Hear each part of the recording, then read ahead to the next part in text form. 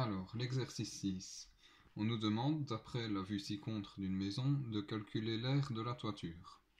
Alors d'abord, qu'est-ce que la toiture? Donc la toiture, c'est notre toit. Alors il faut faire attention parce qu'on a un toit ici et un toit qu'on ne voit pas de l'autre côté. Donc une fois qu'on aura trouvé notre réponse, il ne faudra pas oublier de multiplier par 2.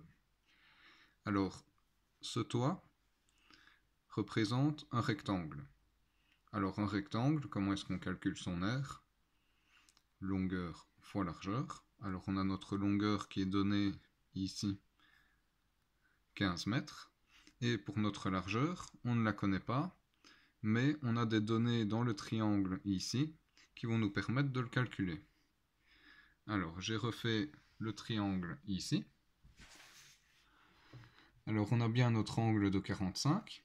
Alors étant donné qu'on est dans un triangle isocèle, le deuxième angle à la base vaut aussi 45 degrés.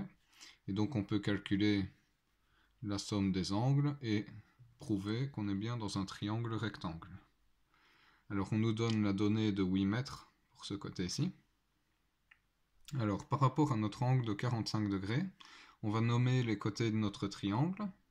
Donc on a le côté adjacent à notre angle, le côté opposé à l'angle, et l'hypoténuse qui est en face de l'angle droit. Alors nous, on aimerait bien trouver l'adjacent qui est la largeur de notre rectangle. Alors, l'adjacent, et on connaît l'hypoténuse. Adjacent et hypoténuse.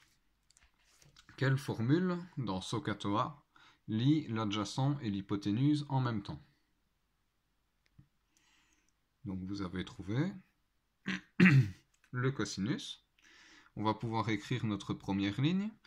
Donc le cosinus de notre angle, cosinus de 45, est égal au côté adjacent qu'on ne connaît pas, on va le noter A, sur l'hypoténuse, qu'on connaît, 8. Alors on fait notre produit croisé pour isoler notre adjacent. Donc cosinus de 45 fois 8 est égal à l'adjacent. Alors là, vous demandez à la calculette et vous trouvez, je vous le montre ici, 4 racines de 2.